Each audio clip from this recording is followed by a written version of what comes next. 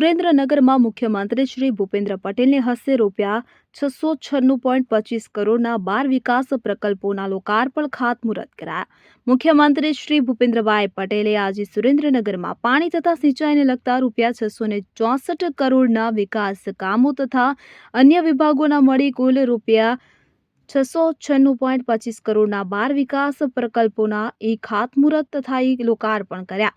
મુખ્યમંત્રી શ્રી ભૂપેન્દ્ર પટેલે આનંદ ભુવન સુરેન્દ્રનગર ખાતે યોજાયેલી જનસભાને સંબોધિત કરતા જણાવ્યું કે એક સમયે સુરેન્દ્રનગર, ઝાલાવાડ અને સૌરાષ્ટ્ર પંથક પાણીની મોટી સમસ્યાનો સામનો કરી રહ્યો હતો। વડાપ્રધાન શ્રી નરેન્દ્રભાઈ મોદીએ અપૂરતા પાણીવાળા વિસ્તારોને પાણીદાર બનાવવાનો સંકલ્પ કરીને સૌની યોજના સુજલામ સુફલામ યોજના અને કેનાલ નેટવર્ક દ્વારા છેવાડાના વિસ્તારો સુધી પાણી પહોંચાડ્યું। ગામે ગામ પાણી પહોંચાડવાની વડાપ્રધાનશ્રીની નેમને ગુજરાત સરકાર સતત આગળ વધારી રહી હોવાનું જણાવ્યું હતું। વધુમાં કહ્યું કે કુલ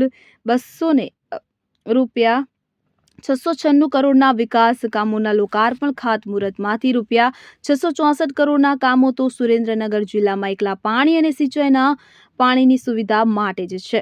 આજરોજ મુખ્યમંત્રીશ્રીએ પોતાના સુરેન્દ્રનગર પ્રવાસ દરમિયાન લીંબડી ગામ ખાતે નર્મદા જળ સંપત્તિ પાણી પુરવઠા વિભાગના ₹218 કરોડને ખર્ચે 44 ગામોને સિંચાઈનું પાણી પૂરું પાડવાના કાર્યોનું ખાતમુહૂર્ત કર્યું હતું કે જ્યાં તાકતી અનાવરણ પ્રસંગે મુખ્યમંત્રીશ્રીએ શાસ્ત્રોક્ત વિધિથી કળશ પૂજન કર્યું।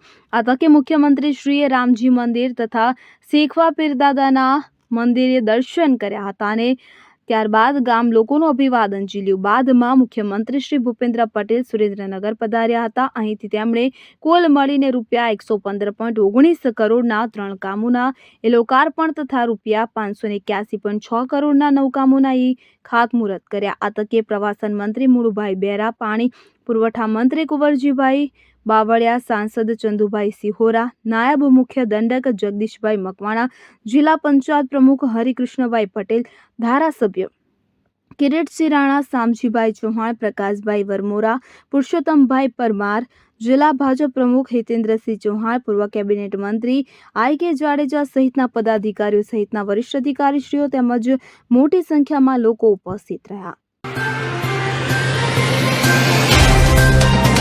तो व्हाट्सएप, ट्विटर, फेसबुक, इंस्टा जहाँ भी आपका अकाउंट है, इसे शेयर बटन के द्वारा वहाँ पर शेयर करें।